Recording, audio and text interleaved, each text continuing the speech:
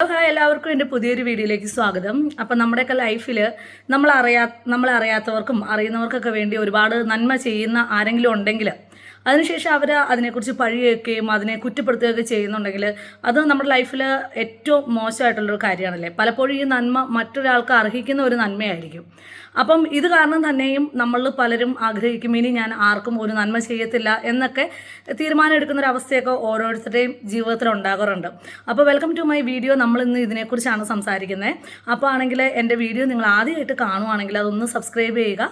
Okay, അപ്പം രേണുസുധീനെ നമുക്ക് എല്ലാവർക്കും അറിയാം, കൊല്ലം സുധിച്ചേട്ടനെ നമുക്ക് എല്ലാവർക്കും അറിയാം. കൊല്ലം സുധിച്ചേട്ടൻ ഒരുപാട് സിനിമകളൊക്കെ ചെയ്തിട്ടുണ്ടെന്ന് വെച്ച് കഴിഞ്ഞാൽ അറിയത്തില്ല. പക്ഷേ അദ്ദേഹം മരിച്ചു കഴിഞ്ഞപ്പോഴാണ് നമുക്ക് മനസ്സിലായത് അദ്ദേഹത്തെ ആളുകൾ എത്രത്തോളം സ്നേഹിക്കുന്നു എന്നുള്ളൊരു കാര്യം.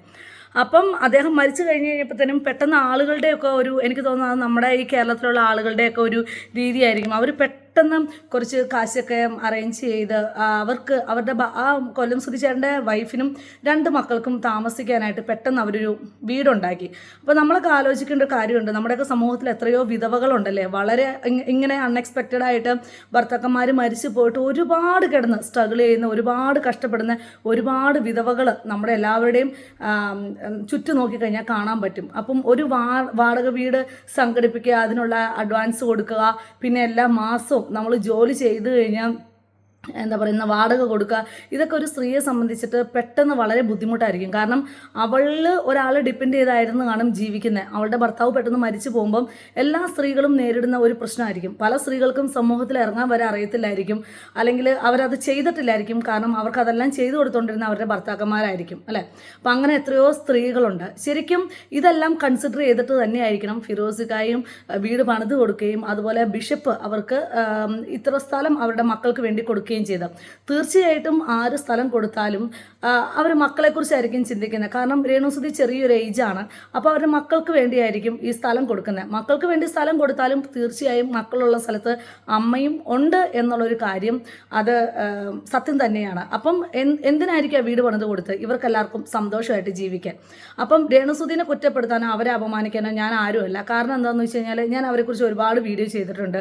അവർ ഒരുപാട് പ്രശ്നങ്ങൾ, അത് അവരുടെ നാവിൻ്റെ തന്നെ ആയിരിക്കും, പക്ഷെ ഒരുപാട് പ്രശ്നങ്ങൾ, എന്ത് പറഞ്ഞാലും പ്രശ്നങ്ങൾ അവർ അനുഭവിക്കുന്ന ഒരാളാണ്.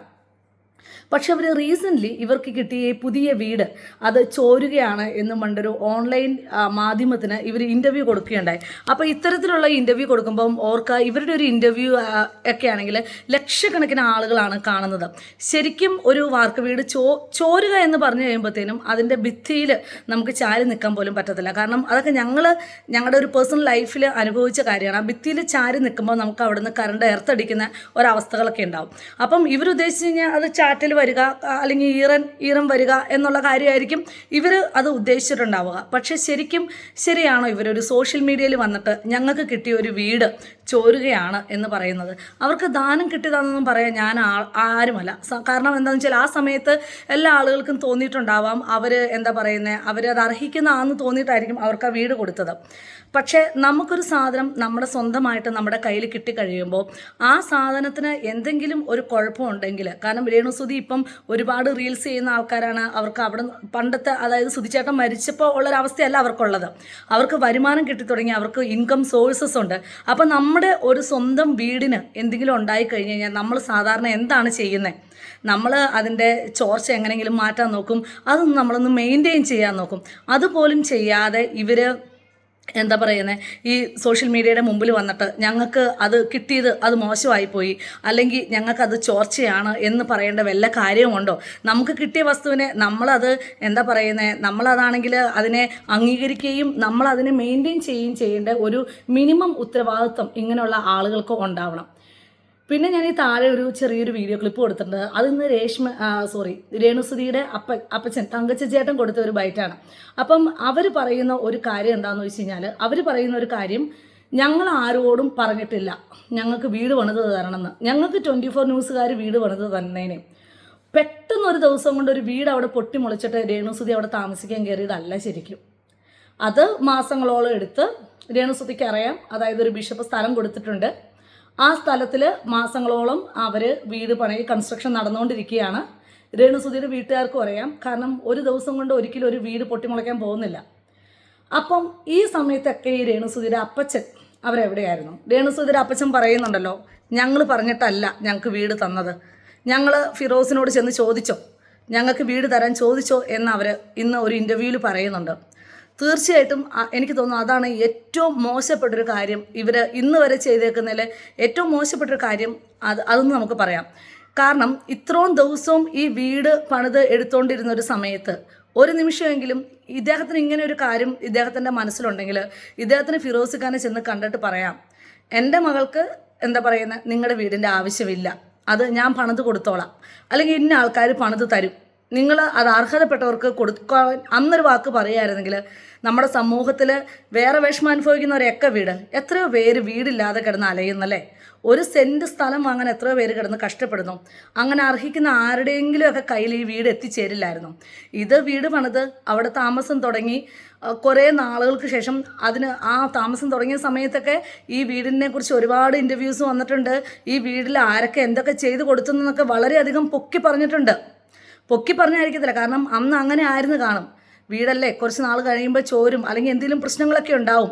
പക്ഷേ ഈ തരത്തിൽ നമ്മളൊരു സമൂഹ മാധ്യമത്തിൽ വന്നിരുന്ന് ലക്ഷക്കണക്കിന് ആളുകൾ, ചിലപ്പോൾ ഈ മില്യൺ വ്യൂസൊക്കെ കിട്ടുമായിരിക്കും, അത്രയും ആളുകളിലേക്ക് ഇങ്ങനൊരു സന്ദേശം അറിയിക്കുക എന്നുള്ളത് വളരെ മോശപ്പെട്ടൊരു കാര്യം തന്നെയാണ്.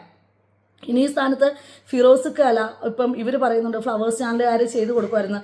അവർ ചെയ്ത് കൊടുത്തിട്ടും വീടിന് എന്തെങ്കിലും ഇഷ്യൂസ് ഉണ്ടെങ്കിൽ ഇങ്ങനെ തന്നെയല്ലേ പറയുന്നത് അല്ലേ.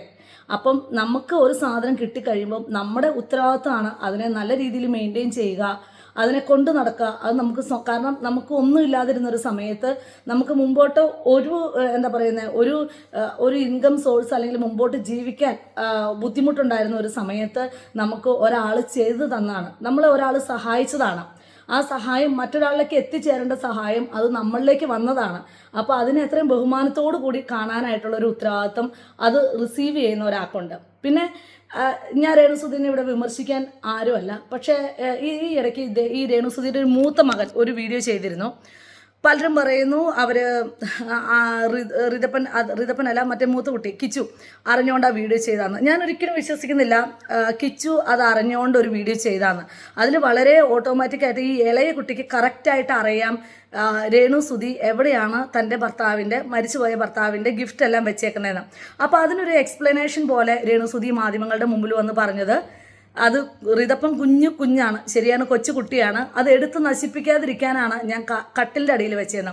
ശരിക്കും ഇതിലൊക്കെ എന്തെങ്കിലും ഒരു കഴമ്പുണ്ടോ എന്നുള്ള കാര്യമാണ് ചിന്തിക്കുന്നത് കേട്ടോ. ഇത് അവരുടെ വ്യക്തിപരമായ കാര്യമാണ്. പക്ഷെ ഞാൻ ഈ വീഡിയോ ചെയ്തപ്പം എനിക്ക് അവർ പറഞ്ഞതിൽ തെറ്റാന്ന് തോന്നിയൊരു കാര്യമാണ് ഞാൻ ഈ പറയുന്നത്. ഒരു കുട്ടിക്ക് കട്ടിലിൻ്റെ അടിയിൽ അത് നമുക്ക് ക്ലിയർ ആയിട്ട് കാണാം, ആ കട്ടിലിൻ്റെ അടിയിൽ വേറെ ഒന്നുമില്ല, അതെല്ലാം ചാക്കി കെട്ടി അതിൻ്റെ അടിയിൽ ഒരു ചെറിയൊരു സഞ്ചിയിലാക്കി വെച്ചേക്കാണ്. കട്ടിലിൻ്റെ ഇടയിലിരിക്കുന്ന ഒരു സാധനം ഒരു അവാർഡ് എടുത്ത് പൊട്ടിക്കാനാണോ, അതോ ഒരു ഷെൽഫിൻ്റെ മേളിൽ കുട്ടിക്ക് കൈയെത്താത്ത രീതിയിൽ നമ്മൾ കുഞ്ഞുങ്ങളെടുത്ത് നശിപ്പിക്കാൻ പാടില്ലാത്ത പല കാര്യങ്ങളും നമ്മൾ ഈ ഷെൽഫിൻ്റെ മേളിലൊക്കെ കൈയെത്താൻ പാടില്ലാത്ത രീതിയിലൊക്കെ എടുത്ത് വെക്കാറുണ്ട്. ഒരു ചെറിയൊരു എന്താ പറയുന്നത് ഒരു ഇത് വെച്ചിട്ട് അതിൻ്റെ മേളിൽ എല്ലാവർക്കും കാണാവുന്ന രീതിയിൽ വെച്ച് കഴിഞ്ഞാൽ അത് ഈ സുധിചേട്ടനെ സ്നേഹിക്കുന്നവർക്ക് വരെ അത് കാണാൻ എത്രയധികം സന്തോഷം ഉണ്ടാവാറുന്നതാണ് അല്ലേ. അപ്പം രേണുസുധി നിങ്ങൾ ഒന്ന് പറയുകയും നിങ്ങൾ എന്ത് കാര്യം ചെയ്താലും സുധിചേട്ടൻ്റെ അനുഗ്രഹം എന്ന് പറയുന്നുണ്ട്. തീർച്ചയായിട്ടും നിങ്ങൾക്കത് ഉണ്ടാവില്ലെന്ന് പറയാൻ ഞാൻ ആരുമല്ല. കാരണം നിങ്ങളാണ് ഒരു ജീവിതം ജീവിച്ച് തീർത്തത്, നിങ്ങളുടെ ഇടയിലാണ് ആ സന്തോഷങ്ങളൊക്കെ നിങ്ങൾ സ്പെൻഡ് ചെയ്ത്. നിങ്ങൾക്കറിയാം നിങ്ങളുടെ ഭർത്താവിനെ തീർച്ചയായിട്ടും. പക്ഷേ അത് സമൂഹത്തിൻ്റെ മുമ്പിലേക്ക് വന്നു കഴിയുമ്പം നിങ്ങൾ ഇങ്ങനെ ചെയ്യാതിരിക്കുക. കാരണം നമ്മുടെയൊക്കെ പെട്ടെന്ന് തീർന്നു പോകുന്ന ഒരു ലൈഫാണ്. നമുക്കൊരു അറിയത്തില്ല നമുക്ക് എപ്പോഴും എന്താ സംഭവിക്കുക എന്നുള്ളത്. നാളെയും ഒരു പക്ഷേ നമ്മളുടെ കുഞ്ഞുങ്ങളെ, അത് ഞാൻ നിങ്ങളുടെ കാര്യം മാത്രമല്ല എല്ലാവരുടെയും കാര്യമാണ് പറയുന്നത്, നമുക്ക് എന്തെങ്കിലും സംഭവിച്ച് പോയി കഴിഞ്ഞ് കഴിഞ്ഞാൽ ആരെങ്കിലുമൊക്കെ നമുക്ക് വേണം, നമ്മുടെ ചുറ്റുമുള്ളവർ ആരെങ്കിലുമൊക്കെ വേണം നമുക്ക് എന്താ പറയുന്നത് നമ്മുടെ കുഞ്ഞുങ്ങളെ നോക്കാൻ, ടേക്ക് കെയർ ചെയ്യാൻ. അതൊക്കെ ചിലപ്പെങ്കിൽ നമ്മൾ ചെയ്ത സുഹൃത്തുക്കളും നമ്മൾ ചെയ്ത നന്മകളെയും ബേസ് ചെയ്തിട്ടായിരിക്കും നമുക്ക് ദൈവം ഒരാളെ കരുതി വയ്ക്കുക. അപ്പം സഹായിക്കുന്നവരൊക്കെ ഫിറോസ്ക്ക് തന്നെ പറയുന്നുണ്ട്, എൻ്റെ ബിസിനസ്സിൽ നിന്ന് എനിക്ക് ലാഭം ഉണ്ടാവുമ്പം അദ്ദേഹം അതൊരു എന്താ പറയുന്നത് അദ്ദേഹത്തിൻ്റെ ഒരു നന്മയ്ക്ക് വേണ്ടി അല്ലെങ്കിൽ ആ ഒരു വളർച്ച എനിക്ക് അതിൽ നിന്നും ബിസിനസ്സിൽ നിന്നും ഉണ്ടാകുന്നുണ്ടെന്ന് പ്രതീക്ഷിച്ച് അതൊരു സഹായം പോലെ ഒരു നന്മ പോലെ അദ്ദേഹം ചെയ്യുന്നതായിരിക്കും. പക്ഷെ അദ്ദേഹത്തിനെ വരെ തള്ളിപ്പറഞ്ഞ് ഈ സഹായിക്കുന്നവരെ വിഷമിപ്പിക്കാതിരിക്കുക. കാരണം നാളെയൊക്കെ നമ്മുടെ മുമ്പിൽ നമ്മൾ ഈ സമൂഹത്താണ് ജീവിക്കുന്നത്, നമുക്ക് ഈ സൊസൈറ്റിയുടെ ആവശ്യം വളരെ വലുതായിട്ടുണ്ട്. 1 2 പേരോ അടങ്ങുന്നതല്ല നമ്മുടെ സൊസൈറ്റി. അപ്പം എനിക്ക് നിങ്ങളുടെ ഈ റീസെൻ്റ് ആയിട്ടുള്ള നിങ്ങളുടെ വീഡിയോസൊക്കെ കണ്ടു കഴിഞ്ഞപ്പം നിങ്ങളുടെ ഓരോ കാര്യത്തിനുള്ള എക്സ്പ്ലനേഷൻ എല്ലാം കണ്ടു കഴിഞ്ഞപ്പം എനിക്ക് പറയണമെന്ന് തോന്നിയ കാര്യമാണ് ഞാൻ പറഞ്ഞത്. പലർക്കും പല അഭിപ്രായങ്ങളുണ്ടാവും. നിങ്ങളുടെ അഭിപ്രായങ്ങൾ എൻ്റെ കമൻറ്റ് ബോക്സിൽ രേഖപ്പെടുത്തുക. Thanks for watching.